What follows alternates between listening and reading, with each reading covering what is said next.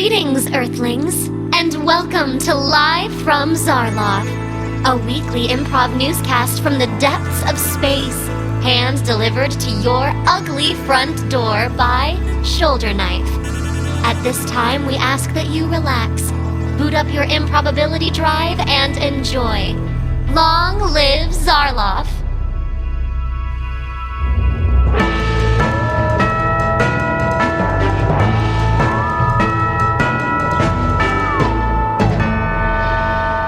Good evening, subjects of the Empire. You are listening to Live from Zarloth, your number one resource for breaking news. I am Herc Dercules. And I'm Ron Spackman. And it is our honor to bring you tonight's top stories from across the cosmos. Before we get into tonight's stories, it should be noted that the investigation into the disappearance of Tedros and John Bolius, our previous hosts, is still ongoing, and officials have no new information, but we will be sharing that with you just as soon as we get it. But now, join us for tonight's breaking news. What you got, Ron? That's right. Residents of Paragon C are preparing for the once-in-a-generation astronomical anomaly, known only as Pultra Membrum, where their star system will form a constellation resembling a human male genitalia. Local youths have been snickering and pointing towards the skies, while elderly female residents have been seen blushing and saying, "Oh, show some decency." That totally makes sense to me. Those old folks, they're always looking up at constellations, doesn't matter what it is, and they're saying, show some decency. Decency, of course, being the most famous constellation of all. It's a beautiful one, seen only once every 600 years, and you Earthlings will have to travel quite a ways to see it, but it's worth it. Of beauty. It actually spells out a famous poem known across the cosmos that, well, I can see this man just blushing with excitement to recite it. I called him man because that's what you call each other. That's right. Relatable. All right.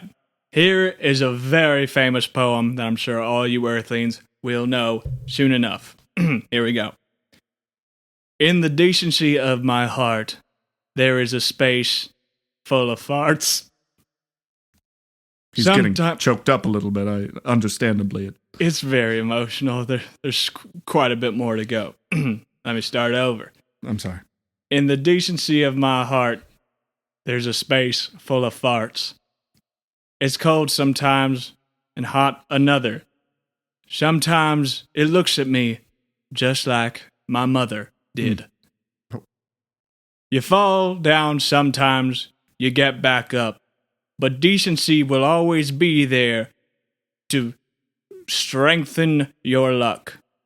Decency, decency, fall down the stairs, jump in my Cadillac, catch me unawares. That's the poem. Isn't that beautiful? And frankly, the fact that it is spelled out organically in the night sky. It's wonderful. You really have to see it. It is blinding. That's why it only happens once every 600 years, because it takes so dang long for those stars to align. There's entire species that can't look at it or they'll go blind. That's right, absolutely. Honestly, I'll never get to see it.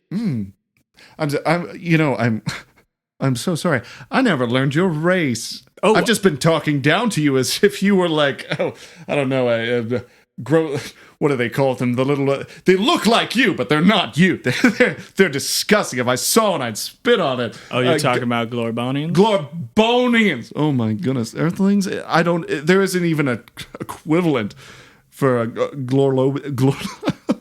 It's a delight to say, but a horror to see. I promise. Say it. I'm sorry. What's they called? Say it. I can bet.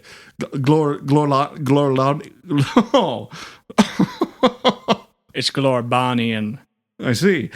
Glorbonians. I don't have an equivalent that I'd equate them to. You do. You've got one equivalent. You know what that is? And what's that? That equivalent is me, Herc Dercules. I am Glorbonian. Do we have a commercial we could run? No, we don't have any commercials. So go on.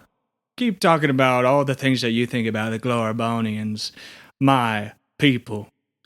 my delicious, tiny, red people. Delicious. Yeah, Glorbonians are known for being absolutely delicious. After we have passed away, at the ripe age of 15 usually, we turn into a kind of Glorbonian soup. Glorbonian soup is known far and wide across the galaxy. I'm going to tell you what it tastes like. Mm-hmm. It's like if the decency poem slapped you across the face, and then it turned into a bit of a sandwich, and you just chewed that sandwich up, and you said, isn't this just the most delicious sandwich that I have ever partaken of? Oh, here we go with the race card. It's not about that. This is what it's they not do. about that. That's not what Glorbonians They do. distract you. They're like, we're not a nuisance. We're not a nuisance. We're delicious. We are When we die, delicious. we'll be so tasty. I'm a 10-year-old Glorbonian, and I will be delicious in about 5 years or so. That's all there is to it. There is no racist element. There is no classist element. I just know for a fact who I am, and who I am is delicious. All right, yeah? Yeah. Yeah? Well, where are the keys to my starship right now? Because they were in my pocket 20 minutes ago. Where are they? Where are they? Tonight's top story is... You're reaching in your pocket. No. Son of a bitch. Nope. No, these are mine. Son of a bitch. No, these are my keys. They've been with me the whole time. Unlock your starship with it right now. Oh, I want to hear the beep beep. No, my starship is parked out back. You wouldn't be able to hear it. Oh, I think I could hear it. I have incredible hearing as a Gomodian, a proper species. So, how about you just press that little button this is and classic lock... Go Modian. You tell me to press buttons. That is classic Go Modian. You know what I like to press? I like to press your buttons. Oh, you're doing a great job right now. Go-Modians have 6 literal buttons on their back, and they all make different farm animal noises. And you won't be hearing any of them today. I'm going to press one right now. Oh, don't you... If you reach back there... There we go. That was an absolute violation I'm really sorry. of my privacy. I was saving my moo button for marriage. And it's some kind of joke to you, clearly. As a low-life species, you wouldn't understand or value it at all. It's all some joke to you. Ron, and this is why we degrade the species. It's not because they're less than as a species, as a living creature. It's because of who they are. The people they become. You Delicious disgust me. people. No, we become delicious. How can you become disgusted by something so dang tasty? Glorbon soup. Glorbon soup. If there were other Glorbonians here, we'd all be chanting Glorbon soup. Oh, I'm sure, because no one's saying it in the studio right now. Oops, lost the keys. Well, guess we won't be able to test your theory about me having taken yours. I lost them somehow. They are poof, gone. It's a thought. It's not here anymore. How the hell am I going to get home? You'll figure it out. You're a Go-Modian. Just go mode your way home. Is that a play on words on my species? Yes, something like that. In tonight's breaking news, let's see what we've got. I want to eat you when you die. Yeah, well, I'll be delicious. I would not blame you. I'm actually quite all right with that. Well, now I don't want to eat you when you Yeah, die. well, that's your I'm loss. going to give you a craft a wish, child. Don't give me a craft of wish. That could go either good or bad. In tonight's news, for you Earthlings, now that we've finally gotten to it, in a heartwarming turn of events, a small community of Zorfons in the Gamma Quadrant have raised funds for the victims of the Sonic Boom event, which resulted in hundreds of Zarlofian forces losing their hearing. On the scene is our sign language expert, Borfus Starling. What do you have for us, Borfus?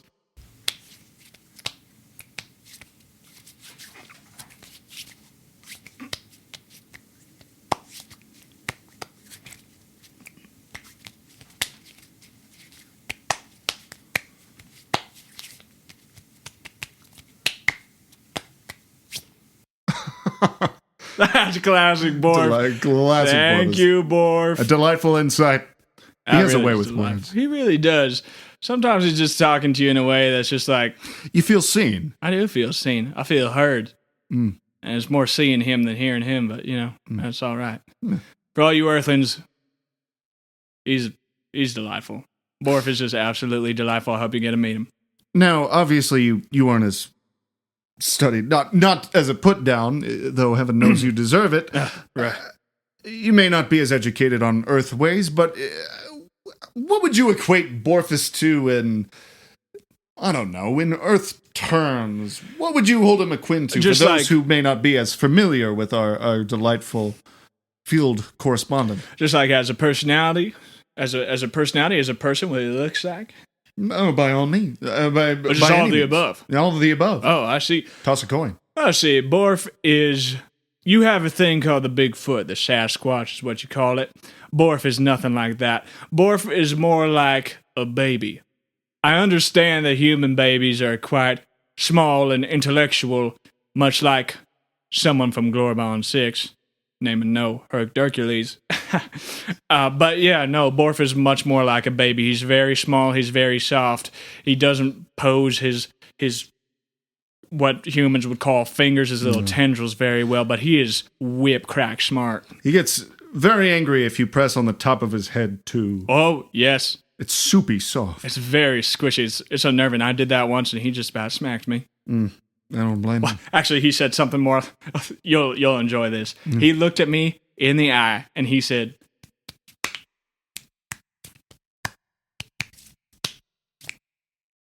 now, what would you say to that? If Borf came up to you and said that to you, what would you say? Well, I'd need to hear it in his delivery. Yeah, his accent is quite a bit different than mine. It's the accent does.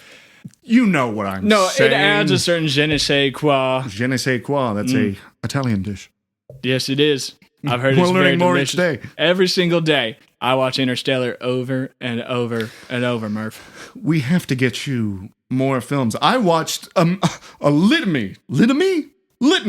I watched a litany of films It's not since Sean our you're last saying, episode. Litany. What'd you watch? I watched a film, a film of Earth. We've established that. What was it called? Well, it was called Shawshank Redemption. They said it was one of their very best. Oh, really? Well, what's that one about? All right, so it's about this man. Okay. And he's a human man, I a assume. human man. Okay, Everyone in except this one female of Earth at the very beginning. And if I remember correctly, you only really see her legs. But the film itself is about a man who is charged with taking care of prisoners.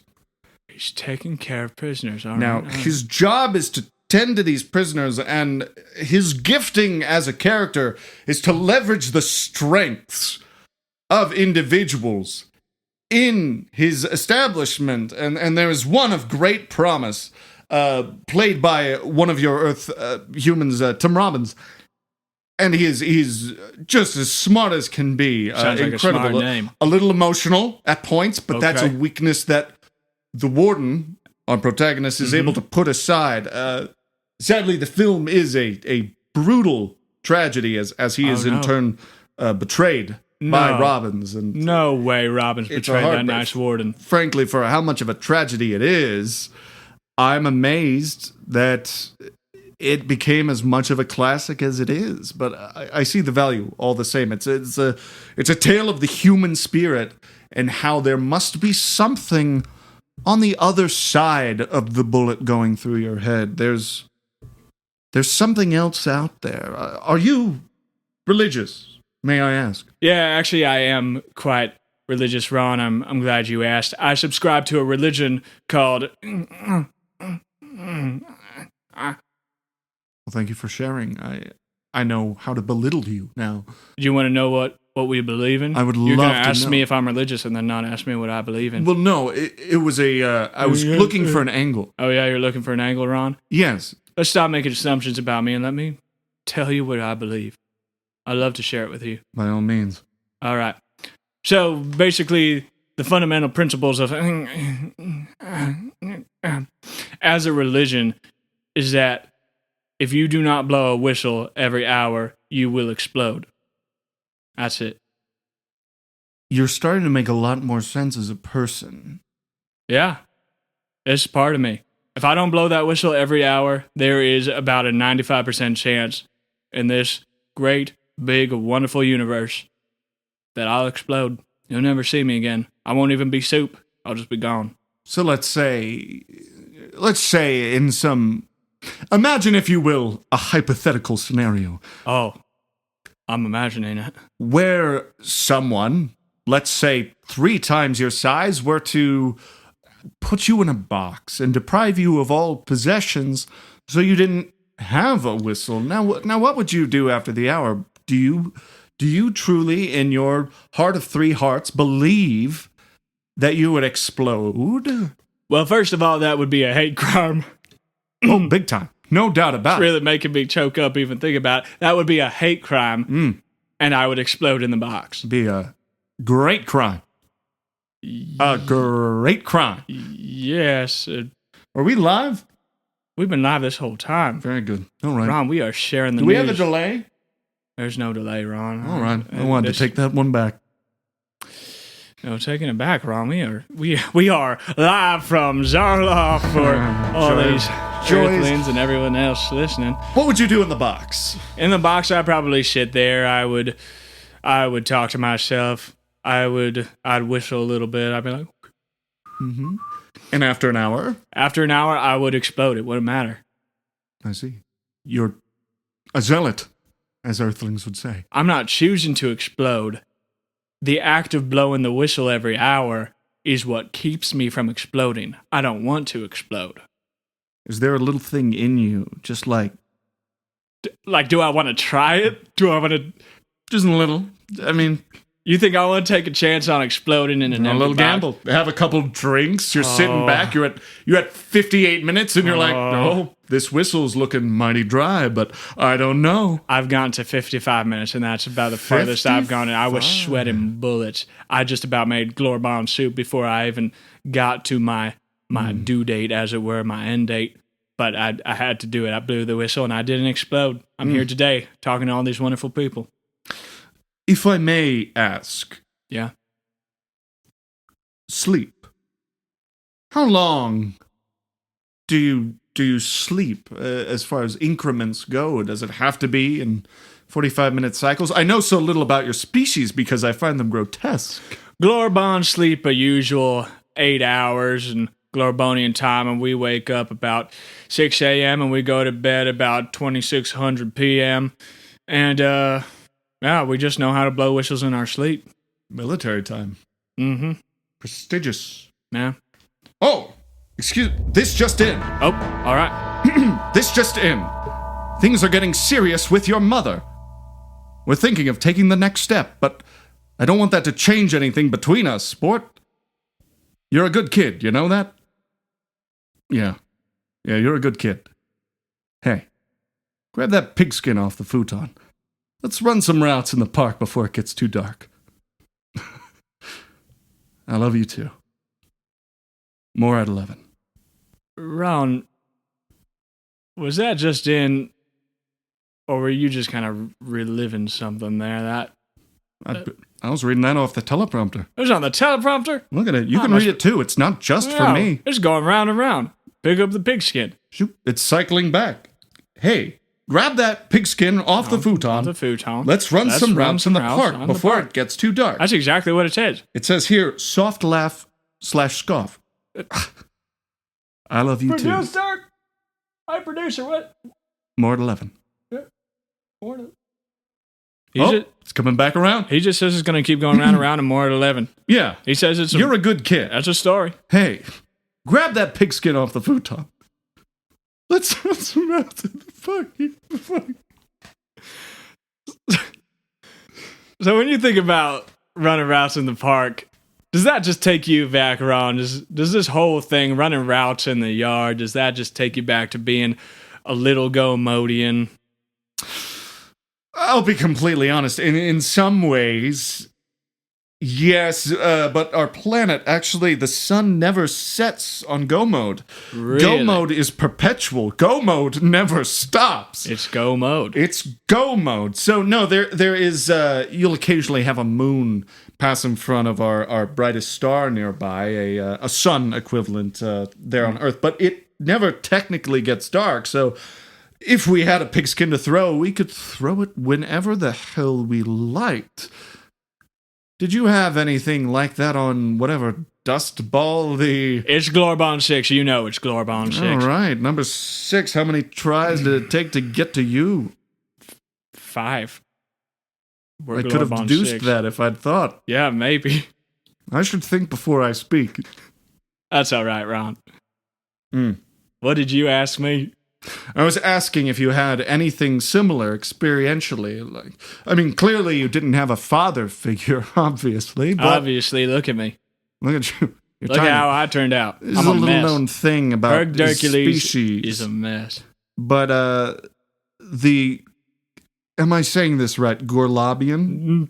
You have not gotten it right a single time. Glorbonian. Glorbonian.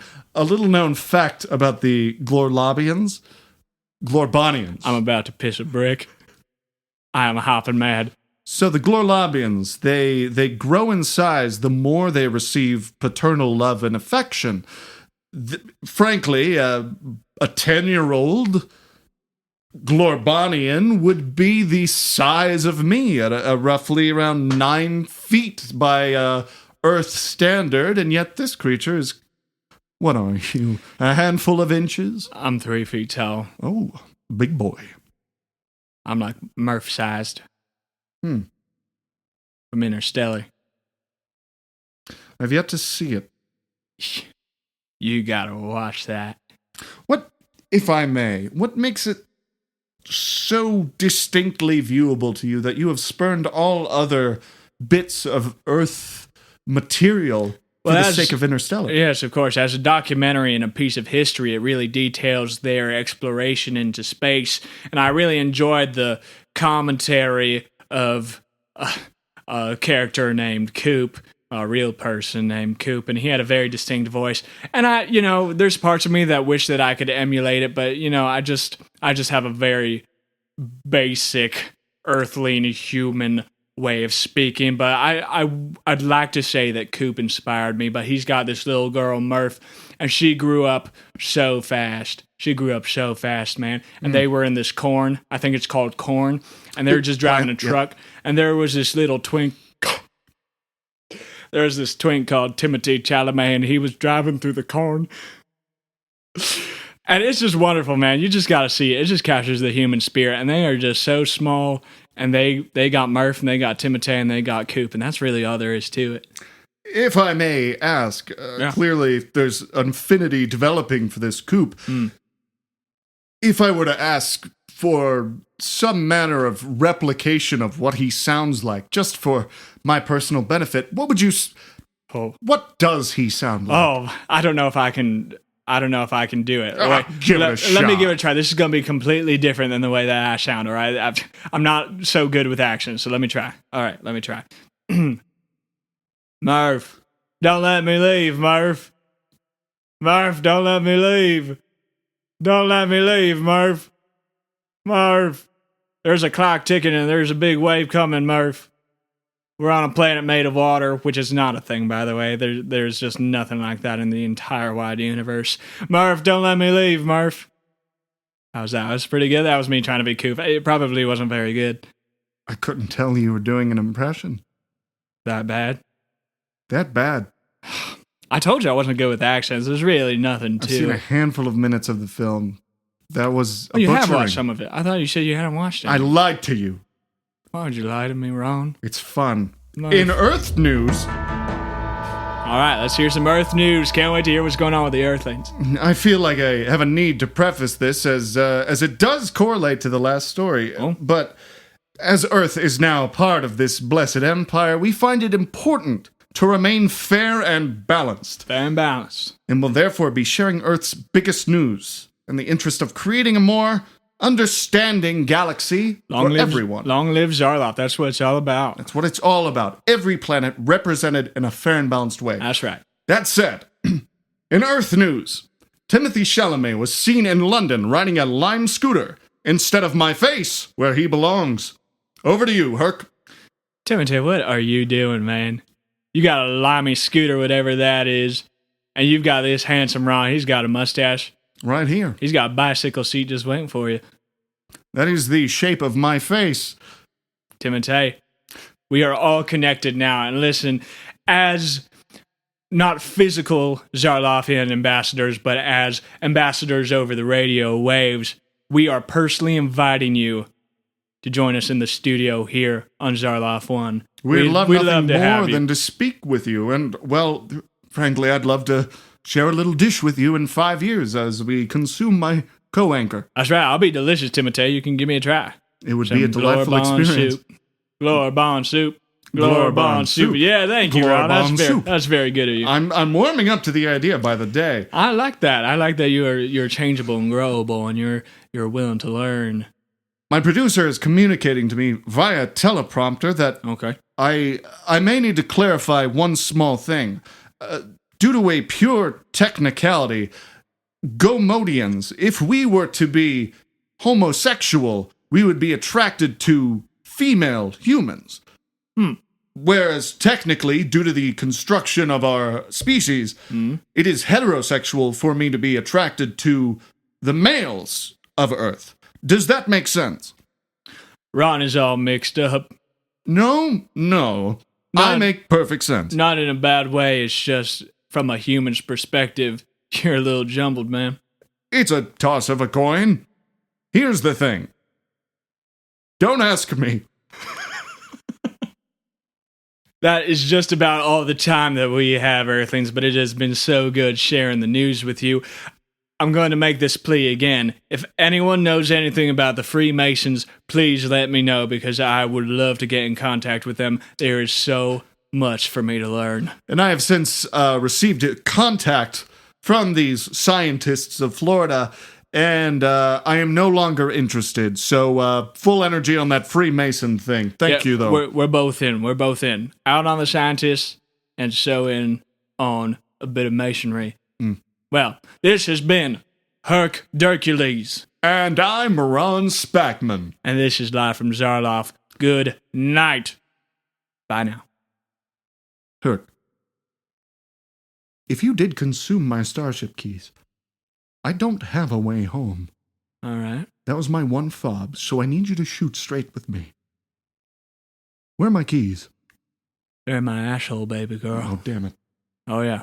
It's going to be a little while. I knew you were a little thief. It's going to be a little bit. Here's the thing. If you were going to sabotage me on air, in front of the galaxy, do it with something other than my personal property. Do you understand? I've been violated by you. Mentally sabotaging you, physically sabotaging you. That doesn't sound like you see why people hate your species, right? You understand why everybody loves Herc Dercules. They might love Herc, but they hate your species. They see right through you. You think this is going to help? By the time my time is done, people are gonna love Glorbon 6. They're gonna be asking for more Glorbon material. And then what will you do? What will you do when the most hated species in the galaxy is suddenly everybody's favorite? Glorbon 6 will rise. It's deeply unsettling. I'm going to pretend I didn't hear the manifesto. You better. Something might happen. Worse than having your space keys be eaten by a 3-foot-tall Glorbon with an attitude. I will not be threatened by you. I will not be threatened by Ron. a little runt. Hey, Ron, baby girl. You're already threatened. Shit my keys into my hand. Okay. Thank you. Now you can say whatever you like to me off air. But we need some mutual respect on the airwaves or this will crumble. It's already on thin ice as Ron, you can kiss... Wait. Is this still live?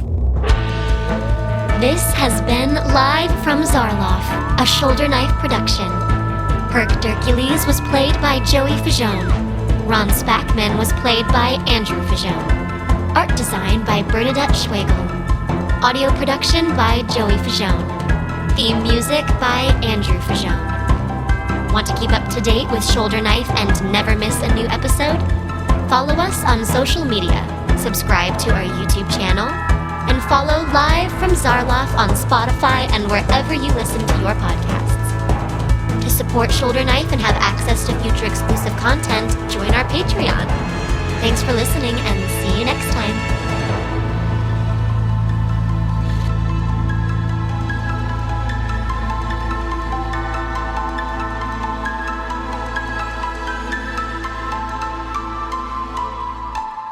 of my privacy. prophecy. I had been saving my moo button.